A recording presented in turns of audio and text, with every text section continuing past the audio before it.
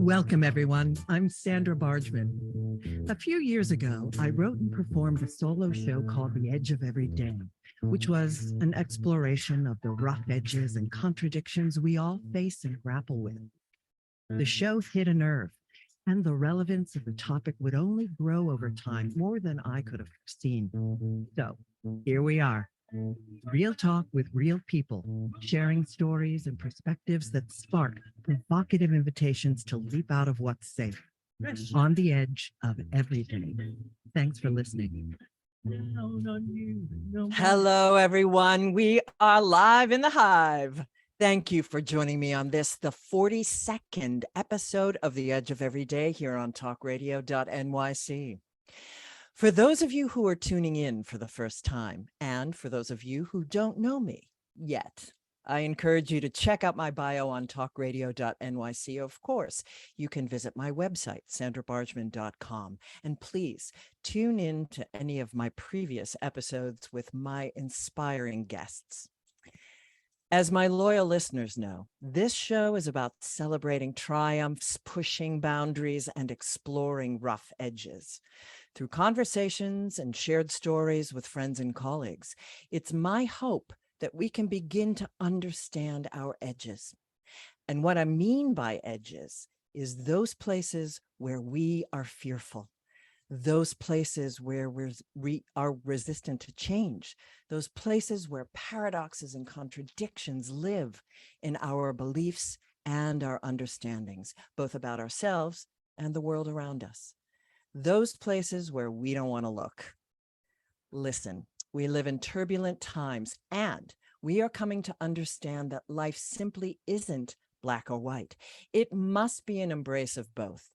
And the more we recognize our own edges and get real about them, the more we can help others to do the same. And that, I fully believe, can help to change the world.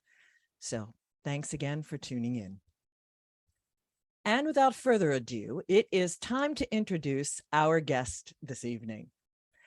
Lynne Sedgmore is a certified coach, founder of the Goddess Luminary Wheel Teachings, poet, interfaith minister, priestess, healer, non-executive thought leader, and Enneagram teacher. Lynne is chair of the Glastonbury Town Deal, leading an investment of nearly £25 million for the town. She is a certified coach and organizational community consultant, working freelance with CEOs, chairs, senior leaders, and teams from the education, faith, charity, health, community, sport, and private sectors. She held 3 chief executive roles within further education in the UK for 17 years and has been a non-executive director on over 25 boards. Her previous roles include CEO of the 157 Group National Policy Think Tank of FE Colleges, CEO of the Center for Excellence in Leadership, CEL, principal of Guildford College, and head of Croydon Business School. She was a member of the 2009 Prime Minister's UK-wide National Review of Public Sector Leadership. She has worked in 10 different countries to develop leadership. Lynne specializes in fostering high-performing and self-aware leaders. She combines academic rigor and practical organizational experience as a CEO alongside powerful insight, emotional intelligence, rapport, and the ability to be deeply present to the individual and organizational needs. She has a master's in change agent skills and strategies and a doctorate in leadership of high-spirited, high-performing cultures. Her organizations have won numerous national and international awards, including the International Spirit at Work Award and the British Diversity Award. She was awarded the CBE, standing for Commander of the Order of the British Empire, in 2004 for services to further education, and was named one of the Debrett's 500 most influential people in the UK in 2015, and in 2016 she was named one of UK's 100 Women of Spirit. She founded the Goddess Luminary Leadership Wheel teachings and authored the Goddess Luminary Leadership Wheel book in 2021. She is a published poet, priestess of Avalon, and ordained interfaith minister with One Spirit UK. Lynne is a mother, stepmother, and grandmother, and loves exploring different cultures and spiritualities. Hello and welcome, Lynne Sedgmore. Hi, delighted to be here. Thank you. Oh, thank you. It is a great pleasure to have you on the show. Thank you for coming on. And, you know, folks, that's just the tip of the iceberg, the CV. I could go on and on and on and on, but we only have an hour. So we're going to dive in. As I like to do with all of my guests, I like to share how I know my guests. And I know Lynne through edgewalkers.org. And I have hosted Judy Neal, who is the founder and the executive director of that organization. In fact, she's podcast number 28. Shout out to Judy Neal. Go back to go look through my past episodes, and she's right there. Now, how do you know? Did you know Judy prior to her starting Edgewalkers, or did you come in afterwards? Yeah, Judy, in the 90s, Judy to me was the absolute heroine of the woman who had developed spirit in work, because I was exploring as Dean of the Business School and in other roles how to foster spirituality.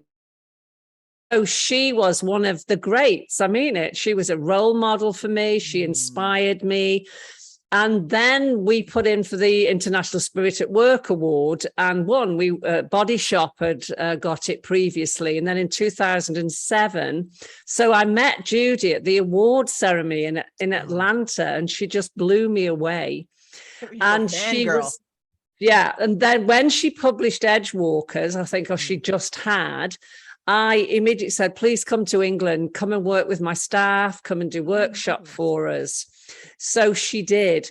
And then that was the beginning of a very beautiful relationship and just really enjoying each other and learning from each other. So no, Judy, to me, I'm a bit like a little girl who's looking at this awesome woman, because she just was such an inspiration to me. And she was such a forerunner and an edge walker in the spirituality in the workplace movement. Really? Yeah, modeling how we can synthesize and integrate spirituality in the workforce. And we're seeing that in so many different industries now, the integration of spirituality in marketing and et cetera, et cetera. Yeah. So I heard Lynne speak. This is literally how I was introduced to Lynne.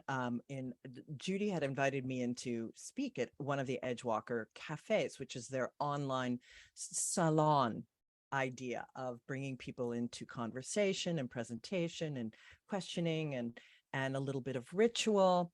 And Lynne gave a presentation on her Goddess Luminary Leadership teachings and book. And I was captivated by you, Lynne, absolutely captivated. I loved you just your whole vibe, everything you spoke about.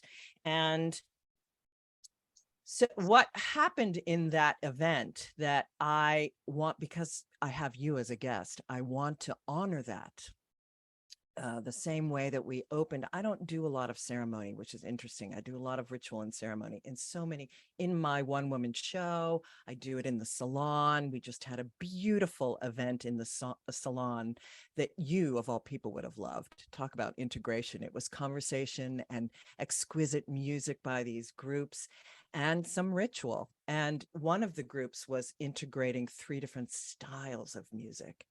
It was positively mystical. It was absolutely glorious. But I wove into that. And what made me think of you was I gave an opening invocation prayer about the bee. And I had mentioned that it was the understanding the Native American wisdom of bee was woven into the edge of every day. Communication, connection, collaboration, and common unity. And I also know that it is a sacred symbol of the goddess tradition, the Millisay. So I wanted to give that prayer in honor of you, opening up the Edge of Everyday podcast to a little bit of ritual in honor of you, Lynne Sedgmore. So, and because I know that presence is such an important part of our work, of your work in leadership and in your teachings. So I'm going to invite everyone who's listening in.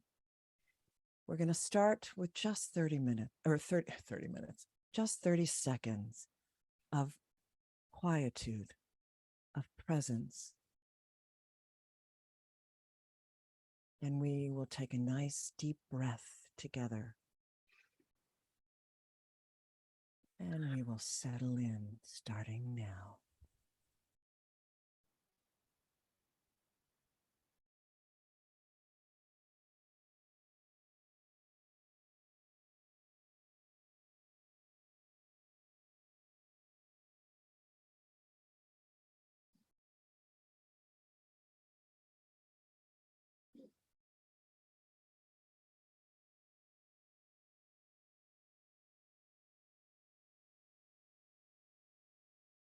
And if your eyes are closed, you can come back.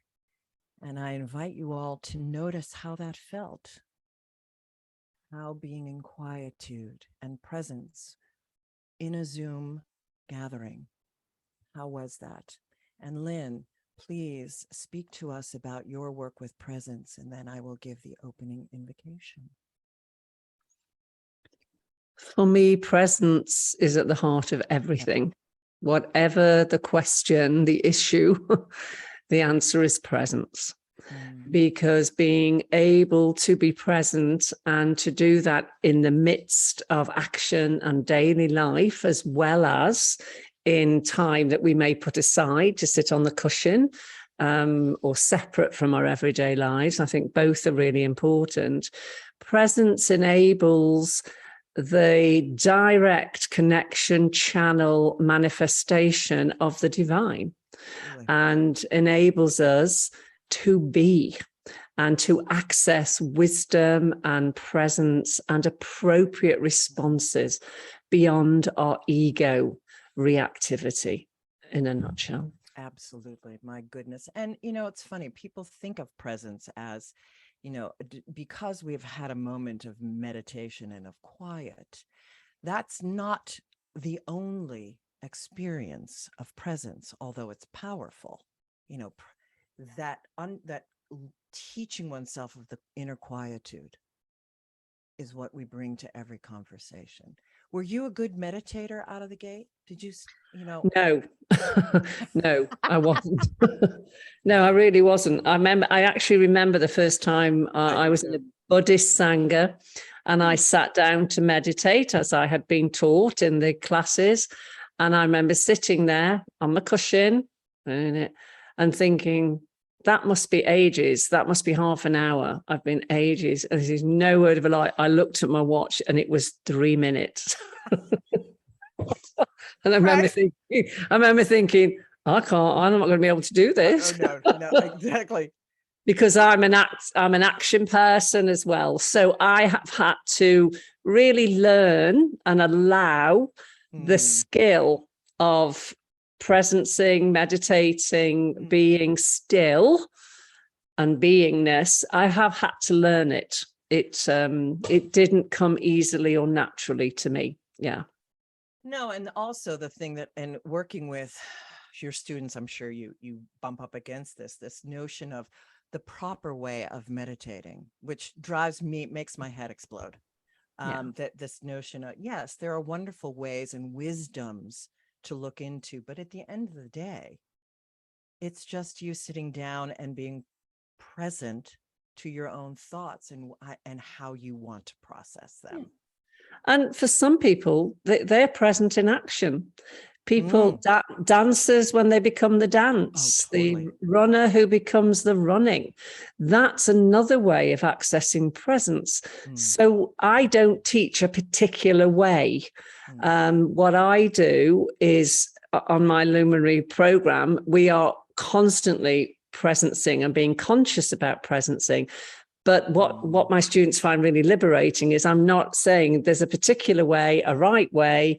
It's how do you find your way of accessing presence? Totally. And that is at the heart of all of your work. Yes.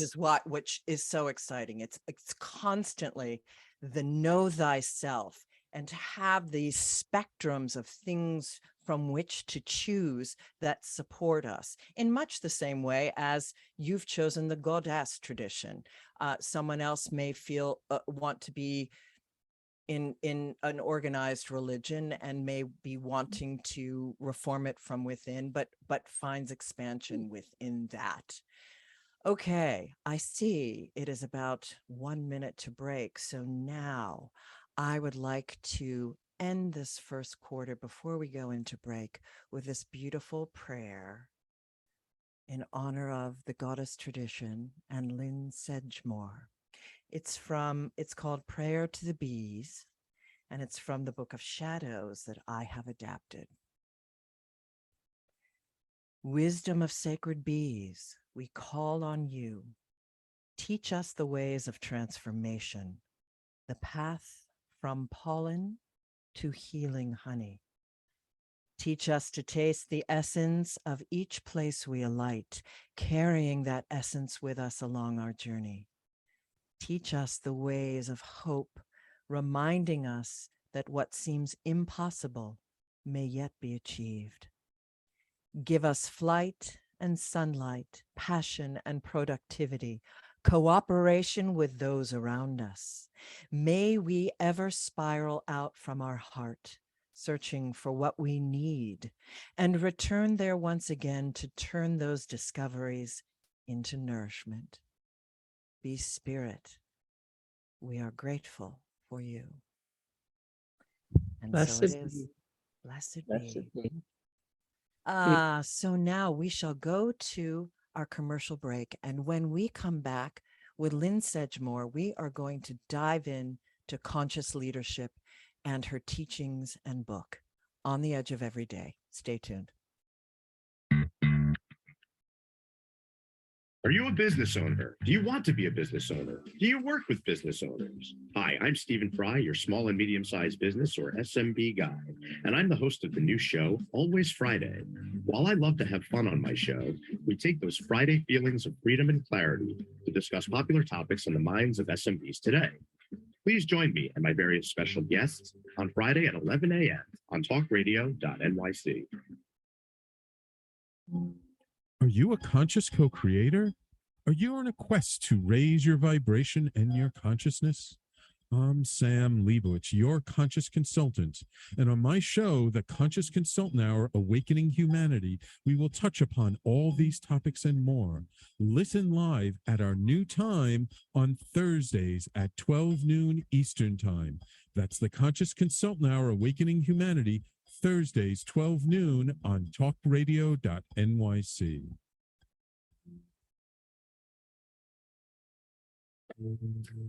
Are you on edge? Hey, we live in challenging, edgy times, so let's lean in.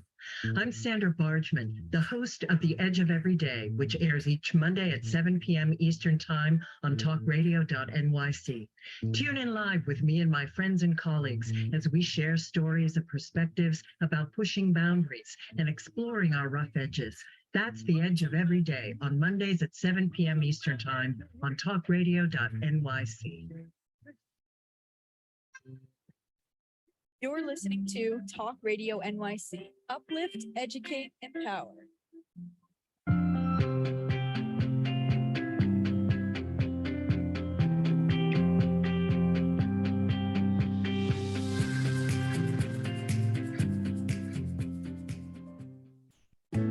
Chipping around, kick my brain to the ground. These are the days it never rained, but it pours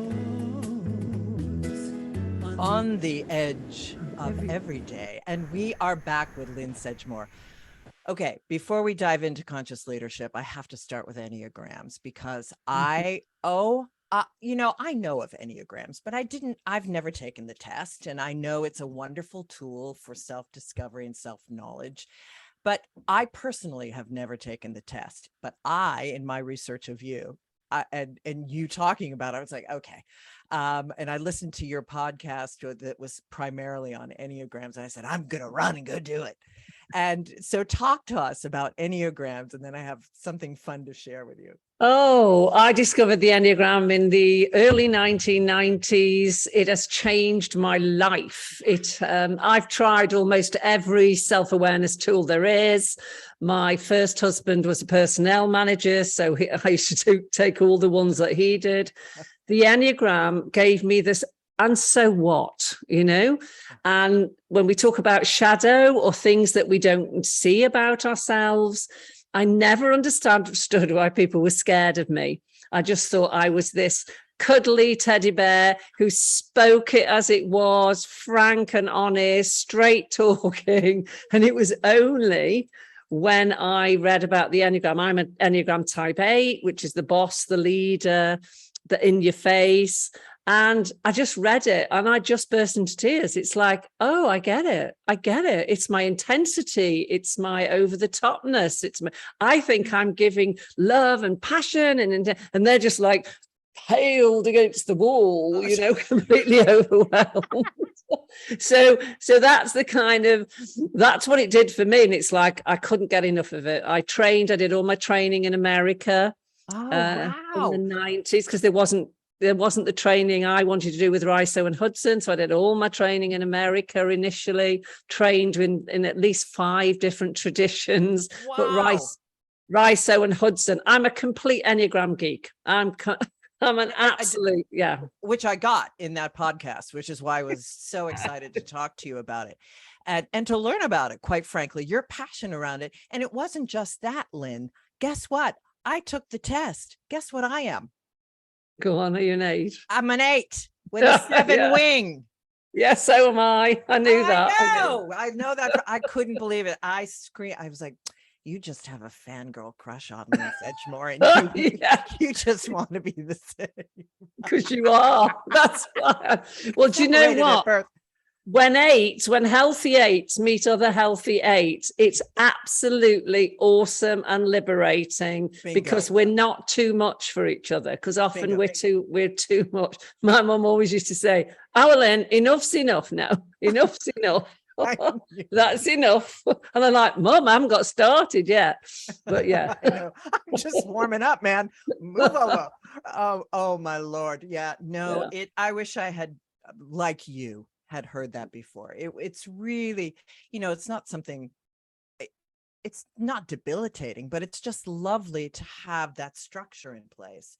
And to your work, using that understanding and when other people are doing Enneagram work, which is why you've woven it so beautifully into your work, when they understand that about you, absolutely, they can, and you understand how people receive you, obviously, as you were saying, you can begin to do that work to look within the shadow side. That's another thing of your work that is just so much about the edge of every day, the understanding of both and the embrace of both the light and the dark, and the understanding of the wholeness, the quest for wholeness of integrating both of those. So how do you use shadow work with the Enneagram? Well, for me, the Enneagram is a portal into shadow work. Yes, of course. Yeah. Because you can have light shadows, positive shadows, and as well as if you like, that you push away, the more dark. So we can not own the positive of ourselves, as well as not see the toxic behaviors or the less healthy behaviors that we have. So for me, the Enneagram is a portal and a framework, and there are many others as well. This just happens to be my passion, and it enables us to bring into the light, as Jung said, to bring into the light those parts of ourselves that we just don't get. That's the thing. I honestly didn't know why people were scared of me, and why they felt intimidated by me. So that was the beginning of the journey for me. And then it was just so liberating. And I must have worked on the Enneagram with thousands of people. You know, in my organizations, I've offered it to people who wanted it. I've seen teams turn themselves around and change their performance because they've understood each other. It's understanding your own perspective, your impact on others, and really seeing these different perspectives on the world. And that's why somebody behaves like that. And it gives you an understanding and a framework to engage with each other and to have the conversations about the sticky bits or the problems or the conflicts. I just think it's extraordinary, and it's an extraordinary tool. Well, I've been inspired. I'm going to definitely be in touch with you about doing some further training with it. It's just been a great discovery. So let's dive into conscious leadership. What is conscious leadership to you, Lynne? For me, well, it's links to the Enneagram conversation. It's being self-aware and having a conscious and genuine intention to be the best leader I am capable of being, and to undertake a conscious journey of how can I, in whatever context I'm in, I mean anybody, be the best I'm capable of being, because I knew from a very early age that I could be a bit of a monster. And that is in the Enneagram profile. My mum used to tell me that, and I'm grateful to her now, although I used to be furious with her for it, because I was so able to do things and to take charge and to, you know, make everybody do my bidding, if you like. So in that sense, conscious leadership for me is working towards being, and I'm going to use the word, a virtuous leader. And I mean it in the Aristotle way of how do we, and the Enneagram has 3 Enneagrams, the Enneagram of personality, of the heart, the virtues, and the holy ideas. So I want to be a good person. I'm unashamed about that, because Enneagram 8s are the bad boys and girls anyway at the back of the Enneagram. So in that sense, a conscious leader is saying, how do I do the best in a collective way alongside others to get the best results, the best collective working, the best outcomes, everybody thriving, if you like, to have a healthy thriving. And conscious leadership enables the collective to be working to its optimal maximization and potential. Yes. Well, and I love you saying, I'm unashamed to use this word, virtuous, which people can receive, I would think, more easily than the word spiritual. I mean, you've combined your work in leadership. Were you always conscious about wanting to bridge spirituality and leadership? Okay, for me, from the age of 6, I was asking, who's God? Where's God? How do I find God? Yeah. So spirituality is like breathing for me. And it started off as religion, and then it's expanded into spirituality, and I'm a mystic, really. What happened for me in 1989, I kept my world separate, as we often do within organizational life. But I'd begun to realize that actually the therapy work I was doing and the spiritual growth work I was doing was enabling my leadership to flow more. And in 1989, I made that connection. And from then, I consciously wanted to integrate my spirituality without pushing it at anybody, into my business life. And I had a huge mystical experience in Skiros in Greece in 1989, and I'd been appointed a business school dean. So I needed to come back from this deep mystical experience and be the dean of a business school. So it was a literal, visceral, daily integration, because I couldn't keep them separate anymore. I couldn't keep those parts of myself separate. And that, my doctorate is that journey, actually.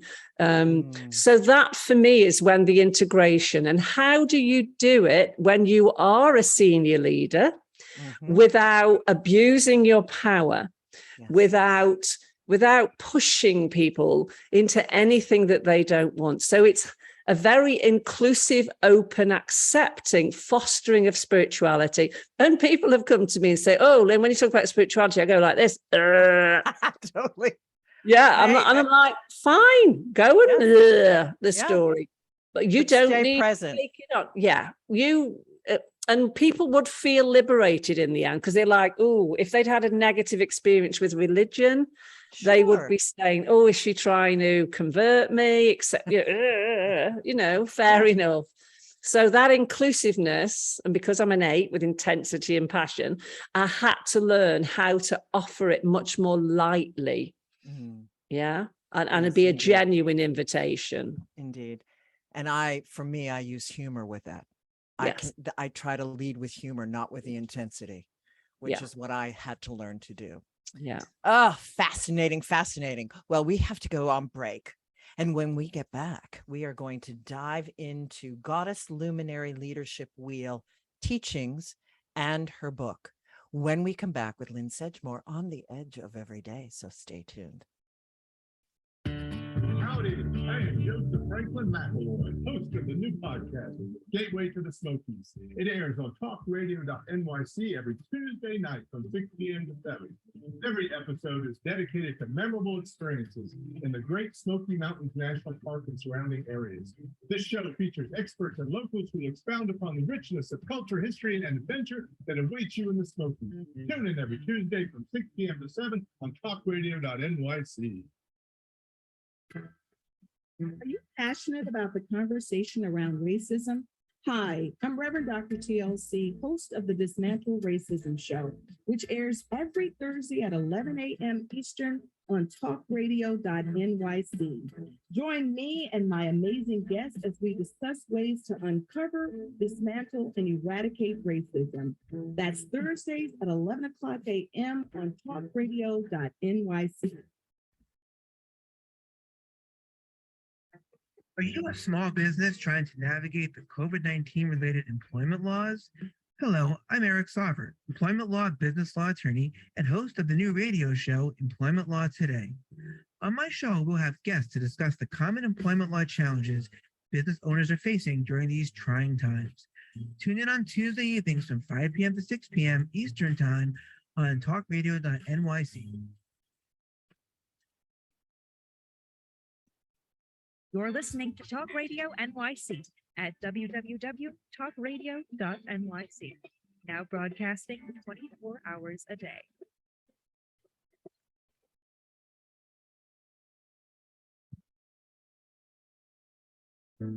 Chipping around, kick my brain to the ground. These are the days it never rained, but it pours on the edge of every day.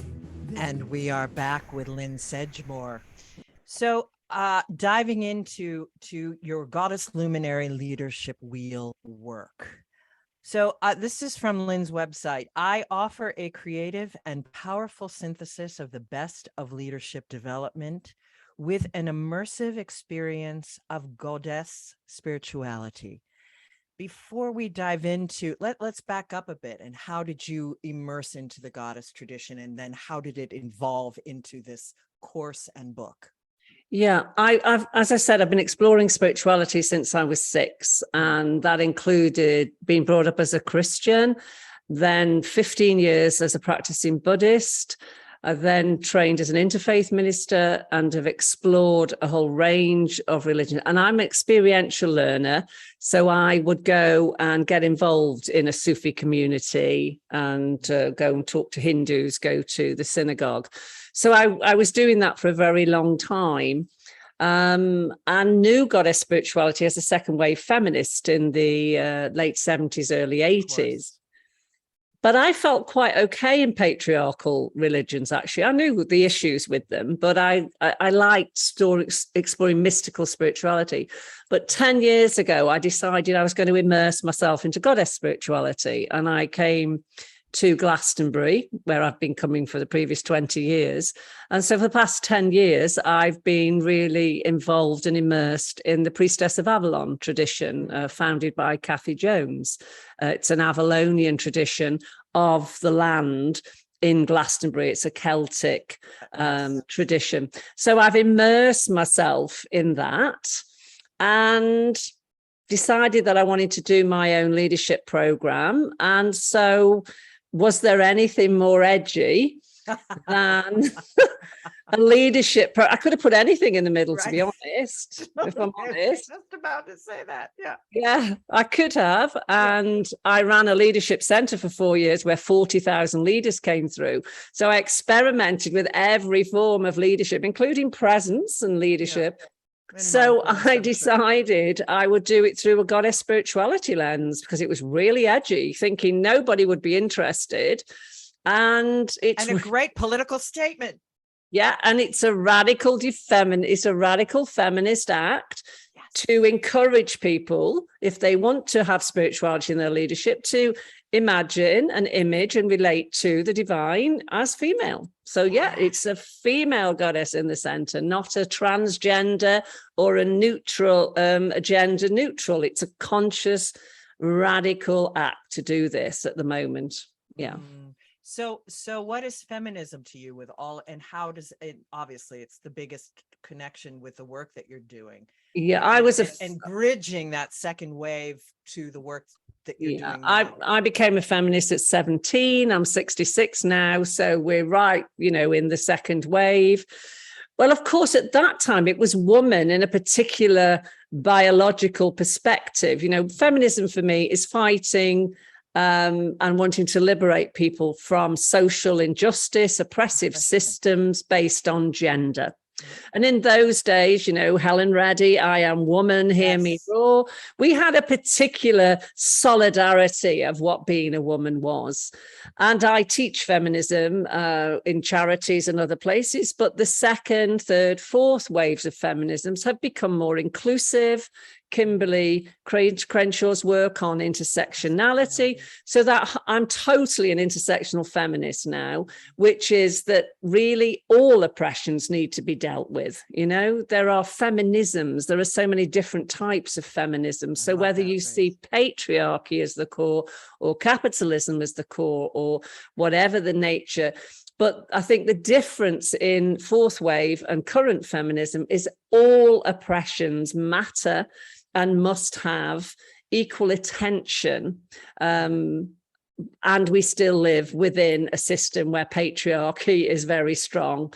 And women, however we define woman today, is still oppressed on the basis of gender and stereotypes and other things related to woman. Yeah. Oh my goodness, yes. And of course, this just begs this question: power, the relationship of power. And absolutely. In your work, and what is feminine power, and how are you working on that in your teachings and getting that message through your book? Question for me doing, and I write about this in the book, is saying that goddess spirituality is the sweetness and the softness and the gentleness. I'm not working from a binary stereo of male and female. Goddess spirituality has everything in it. There's the dark goddess, the fierce goddess, the gentle goddess. It's the whole spectrum. So for me, my work is for men, women, and people of whatever gender identification. It's how do you access the whole spectrum of what it means to be a spiritually divine human being. Yeah. And to enable all of those aspects to be expressed in us. So I've developed a power, because power pathways is an important part. And to be honest, I find every course I do, I'm on the third cohort at the moment, is the relationship with power is so liberating. I spent a lot of time and energy on that in the course. So in that sense, this isn't a binary or a stereotypical male-female. It's beyond that. It's everybody can express the parts of themselves that are underdeveloped and haven't been fostered or encouraged. This is the edge of every day again. the light and the dark all together to lift up to the next level, the invitation to lift to the next understanding. Oh, I just so love it. So I have a copy of the book, everyone. I hate doing this. See, it's fantastic. How did you structure this, Lynn? Talk to us about this book. Right. I think without COVID, I may not have written it, actually. Oh, that's right. Yes. Because COVID I was called you forward. I love this. I was already running the course. I'd written it. Kathy Jones had asked me to develop something for her for her temple teachings. And I actually said, no, thank you, Kathy. I need to do anything else like a hole in the head. No. And then it started to flow through. So it's inspired by the Avalonian wheel and the same directions, but it's a distinctly different wheel of its own. So I taught 2 spirals 1s and a spiral 2. Then we went into COVID, had to go online. So really, I had a framework, which is the program. It was 7 weekends. So this is spiral 1. And so I pieced it together around the themes that because what it has is it's a moon wheel. It's a moon wheel. We have elements, archetypes, and goddess gnosis is at the center. And then I've taken the best of, if you like, more mainstream leadership, which is ways of knowing, paths of power, being leaderful. I've built on Rayleigh's work and done quite a lot of work about being leaderful, and states of being. So it's a kind of shamanic. It needn't have goddess in it. Not that I love doing goddess spirituality, but it's a shamanic. There's ceremony. It's on the earth. It's on the land. We work with the elements. Labyrinths feature quite strongly. So it's a real mix. And people were saying to me, write the book. Students were saying, we'd love to have it. So when we went online on COVID, I started to write them workbooks. So it was, I was teaching it, then I wrote the workbooks, and then I'm thinking, oh, I can see how I could turn this into a book. And Tim Ward at Change Makers of the John Hunt, he loved it on site and wanted to publish it straight away because he had written a book on his male as a man search for goddess. So he's a chief exec of his own publishing company. So when he got my manuscript, he just got it straight away. It was lovely. And I had no idea that I had sent this to the perfect person.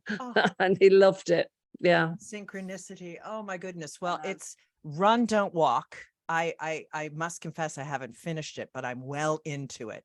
It is absolutely chock full of resources, exercises. And for people like you and I, people who like change and like, it's broken up in a way that is so good. You're always switching gears, which I loved.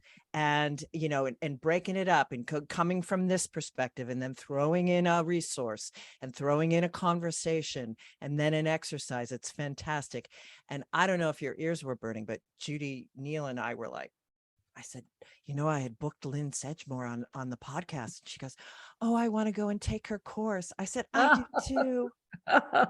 Brilliant. That's I great. know, totally It's brilliant. fun. We have a lot of fun, I tell you. Rest assured. I rest assured. Oh my goodness. Well, we are a minute to break, so I'm not going to ask you another question right at the moment. I'll wait till we come back after the break. When we do come back, we're going to, of course, get into your leading edge, Lynn, and find out how people can find you. And then we will see what kind of time we have left. Then I have a few fun questions I may ask you. So stay with us on the edge of every day, folks. Hey everybody, it's Tommy D, the nonprofit sector connector, coming at you from my attic. Each week here on talkradio.nyc, I host a program, Philanthropy in Focus. Nonprofits impact us each and every day, and it's my focus to help them amplify their message and tell their story. Listen each week at 10 a.m. Eastern Standard Time until 11 a.m. Eastern Standard Time, right here on talkradio.nyc. In a post-COVID world, you may have many unanswered questions regarding your health. Are you looking to live a healthier lifestyle? Do you have a desire to learn more about mental health and enhance your quality of life? Or do you just want to participate in self-understanding and awareness? I'm Frank R. Harrison, host of Frank About Health, and each Thursday, I will tackle these questions and work to enlighten you. Tune in every Thursday at 5 p.m. on talkradio.nyc, and I will be frank about health to advocate for all of us.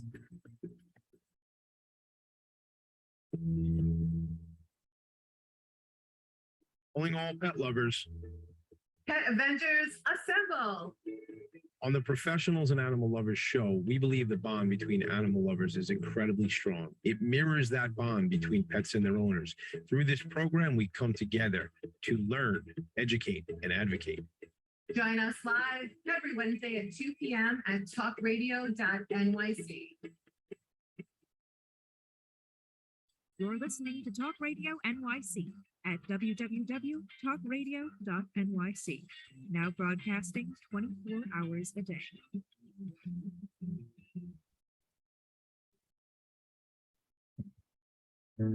Chipping around, kick my brain to the ground. These are the days it never rained, but it pours on the edge of every day. And we are back with Lynne Sedgmore. So before I dive into your leading edge, I do also want to let everyone know that you have, I mentioned in your CV that you're a published poet. You have 3 books of poetry and chants, and you're also a songwriter. Enlivenment, Healing Through the Goddess, and Crone Times. I love that. In our pre-chat, I was like, oh, I've reached the big 60. I'm hashtag crone, full on crone. And you were like, yes, embrace that crone. Yeah, I love it.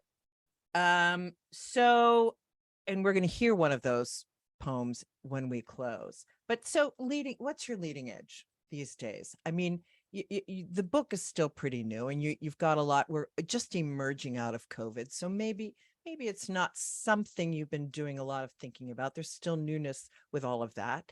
But is there some project that you still are dreaming of doing, and that you've kind of keep pushing back on a timeline that is calling to you post-COVID? Well, not really. I mean, becoming the chair of the town deal, I'm loving it. I'd vowed I would never chair another board again. I would never go on another board. And this is the only one that actually, I'm on 2 others as well. But basically, this total regeneration of skills and buildings and capital in a small market town is absolutely fantastic. And you know what? We had a civil servant. I've got to share this the other day. Civil servants always like talk everything down. Right. And she fed back and she said, this is our golden child project. The Glastonbury project is shimmering. And we all just sat there and looked at each other. It's like, I've worked with civil servants for years, and we're just like, did she just say that? Did she just say shimmering? Yeah. Did she really just use that word? Oh, that's brilliant. I have to tell my husband who works So in government. I'm finding this really exciting. Actually, the things that I really want to push myself into is being more crafty. You know, it's lovely. Yeah. And I've just started making prayer beads, actually.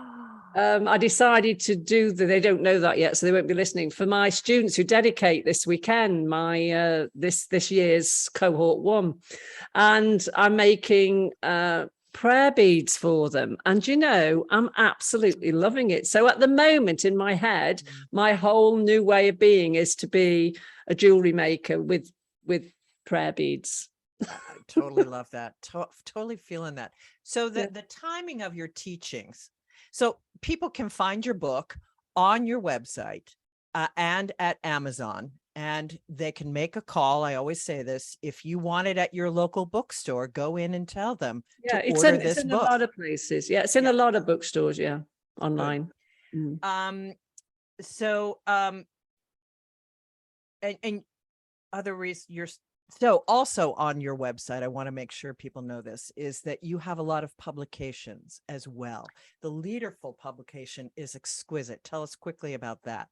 Yeah, what I did, having done my doctorate in 2013, I was writing very academically. So I wrote a document for my students, which was Leaderful, which is a monograph, really. It's a colourful monograph.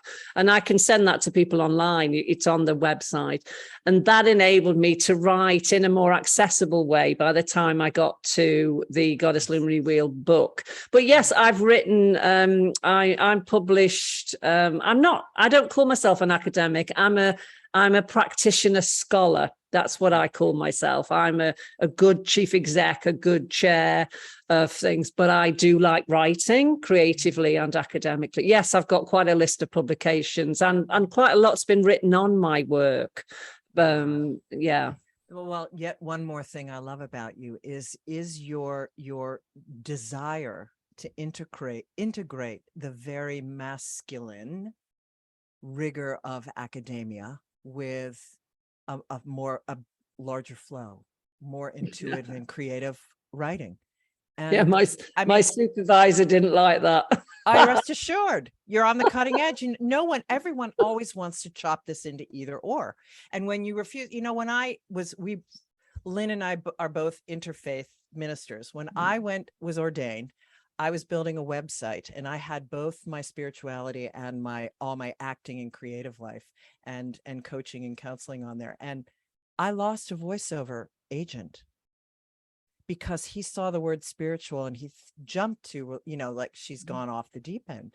And now it's much more, people are understanding there's a better integration, but still, we still have work to do in that category. Yeah, definitely. Yeah. Okay, here's my fun question for you. And then we'll ask Sam how much more time we have. If you could spend an hour with, I was going to say woman, but it can be anyone in history, who would it be and why? Oh, wow. Actually, it's not a woman. It would be Gandhi. It would be Gandhi. It would be Gandhi. He's my absolute total, what that man achieved in terms of decolonization, from a spiritual perspective. And I know I've read things, people criticizing him, but it's like, for me, Martin Luther King would be the other one as well. But Gandhi did something, and I do love India. I've spent a lot of time in India. I've so drawn. Very visceral reaction to India. Yeah, so Gandhi, I would love to be in his ashram and spend time around that. And the reason is because he achieved so much with non-ahimsa, non-violent. His mother was a Jain. I love Jainism. So in that sense, here was someone who achieved so much, but in such a non-violent way, in such a spiritual, deep way. But he basically toppled an empire away from India. I mean, I know partition followed and all sorts, but when you look at his intent and his purity, and the way that he was never enticed in any way by material things. Yeah. It is rather profoundly, just quite extraordinary. I love that choice. Yeah. If you had a theme song, what would it be? There's nothing I cannot do. Yes. I don't know where that's just come from, but yes. There's nothing I cannot do. It'd be a real raunchy kind of bluesy. Yeah, there's nothing. Absolutely. Oh my goodness. Do I feel a writing session coming on? Yeah, could be. To write? Oh, that's fantastic. A bluesy song. Oh my God. I just had a whole bunch of people at my house for this event we did in the Plum. And my girlfriend stayed and helped a little bit. And she was good friends with one of the performers. And she said to me, you need to write a blues song called Up to Speed. Same kind of vibe. Get up to speed. Come on, everybody. Let's all get up to speed. Same vibe. Oh, my God. I love it. Well, so we've talked about where we can find your book, your publications, all of the incredible resources on your website. If there's one bit of advice that you can give to younger women, you've got daughters and granddaughters, what is your advice to women moving into leadership roles? What advice can you leave them with? Right. For me, it's really knowing who you are, knowing what your passion is, and also understanding that you do need a certain level of competence in the world. Yeah, that you need. So it's, and I take this isn't, I didn't invent this. This is Gareth Jones. Be yourself with skill, and know what it is you want to contribute to the world. What I love about young people, particularly social, spiritual entrepreneurs these days, because my granddaughters are 20 and 16, is how they want to change the world for the better, as well as have a good life, which is hard for youngsters today because there's so many obstacles. So it's be yourself with skill, know your passion, and really find mentors as well, and people who can help you, who believe in you, who support you, who encourage you. I've always had people encouraging me, and I give a lot back in that way, because I think paying it forward is really important. So know who you are, know what your passion is, get your skill base really well, and find a support, a coach, a mentor, an infuser who will actually be there for you and help you and support you. Spectacular. And you know, a mentor and a support system, both male and female, but I believe that women are more eager to step into that mentorship role these days, which is glorious. So Lynne Sedgmore your website again? I think Lynne Sedgmore.co.uk. All you have to do is Google Lynne Sedgmore. Yeah. And this will all be in the notes, people.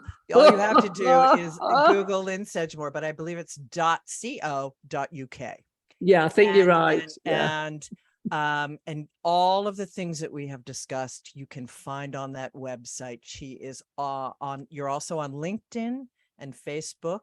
So you can find her on social media and connect with her there.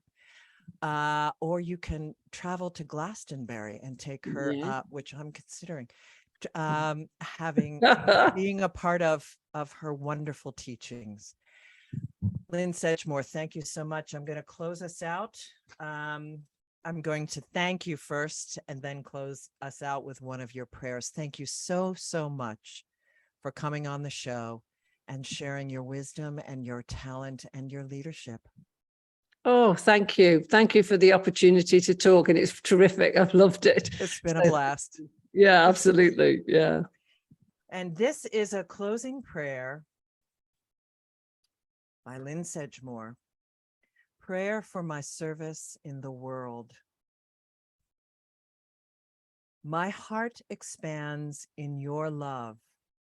Mother, my heart expands in your love, spreading service into the world.